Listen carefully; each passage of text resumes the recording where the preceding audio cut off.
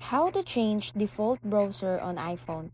First thing first, download your preferred browser from the App Store, whether it's Chrome, Edge, DuckDuckGo, or Firefox.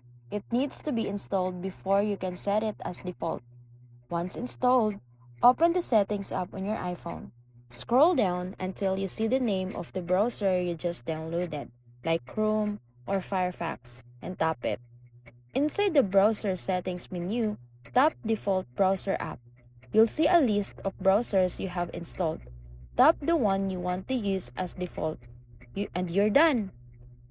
Now, try opening a link from Messages, Mail, or Notes.